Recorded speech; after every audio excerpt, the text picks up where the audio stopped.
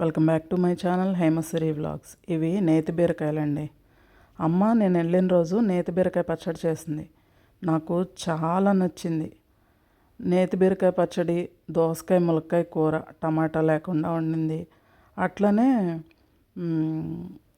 మామిడికాయలు అప్పటికప్పుడు ఆవకాయ పెట్టిందనమాట. ఆ మూడిటితో నేను సూపర్గా తిన్నా. చేపలు తెప్పిస్తాను అంది, కానీ నేను మళ్ళీ సాయంత్రమే రిటర్న్ జర్నీ ఉంది, మళ్ళీ పెళ్ళికి వెళ్ళాలి, వద్దమ్మా నేనేమన్నా డిస్టర్బ్ అయితే నాకు ఇబ్బంది కలుగుతుంది అని చెప్తే సరే అని చెప్పి వెజ్ చేసిందనమాట. సో నాకు ఈ పచ్చడి బాగా నచ్చిందమ్మా అని చెప్తే ఎట్లా చేసావు అని అడిగితే, అమ్మ నేను కుక్కర్లో ఒక విజిల్ రానిచ్చి పిండేసి చేస్తానమ్మా అనంది. సరే నేను కూడా చేసుకుందామని చెట్టు దగ్గరికి వెళ్ళి వెతికితే అన్నీ ముదిరిపోయినాయి. 2 పిందెలు కనిపించినాయి. ఇవి 2 తీసుకెళ్ళి చేసుకో బాగుంటుంది అని చెప్తే తీసుకొచ్చాను అనమాట. సరే నేను మార్నింగ్ అంతా నిద్రపోయాను, ఈవినింగ్ లేసాను. ఒకటే రోజు వెళ్ళి రావడం వల్ల చాలా స్ట్రెయిన్ అయిపోయాను. ఇదివరకు ఇట్లా లేదేమో నా ఆరోగ్యం అని చాలా అనిపిస్తుంది. సరే ఏమైనా తప్పవు కదా, కొన్ని ఫేస్ చేయాలి, వెళ్ళాలి అప్పుడప్పుడు. ఇలా ఈవినింగ్ నైట్కి బీరకాయ పచ్చడి అలాగే చిక్కుడుకాయ వేపుడు చేసుకుందామని రెడీ చేసుకుంటున్నాను అనమాట. సో దీన్ని నేను కుక్కర్లో పెట్టేసి వాటర్ పోయలేదండి, ఎందుకంటే లేతకాయలు బీరకాయలోని చాలా వాటర్ ఉంటాయి. సో నేను ఒక విజిల్ రానిచ్చాను కుక్కర్లో పెట్టేసి, పచ్చిమిర్చి ఇవన్నీ.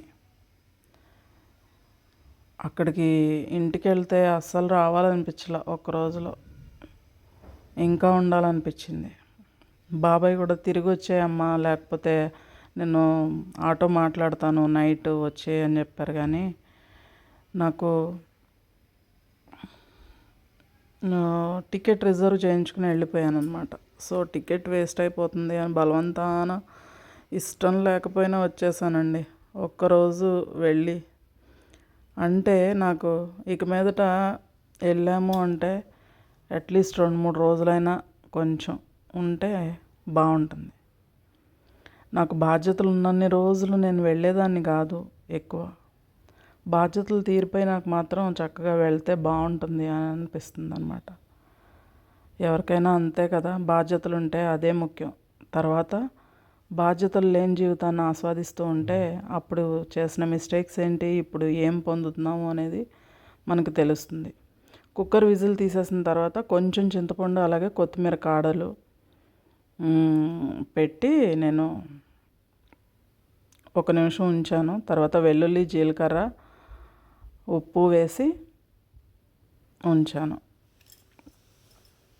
అదే కుక్కర్లో నేను చిక్కుడుకాయలు ఉడకబెట్టేసుకుంటున్నాను. ప్యారలల్గా తాలింపు. నేను పప్పులు వేయనండి, పప్పులు మెత్తగా అయితే నాకు నచ్చదు. సో వెల్లుల్లి జీలకర్ర ఆవాలు ఎండుమిర్చి కరివేపాకు కొద్దిగా ఇంగువ వేసి తాలింపు పెట్టాను. అమ్మ పిండి వెయ్యి అని చెప్పింది. నేను ఆ వాటర్లో ఏమన్నా పోషకాలు ఉంటాయేమో అని చెప్పేసి కొద్దిగానే వచ్చినాయి కదా అని పిండకుండా వేసేసాను. మరి టేస్ట్లో డిఫరెన్స్ అన్న ఉంటుందా ఏమో, నేను తిన్నాక చెప్తాను. ఇలా చేశాను అనమాట. కొంచెం ఆయిల్ ఎక్కువే వేసి తాలింపు పెట్టాను.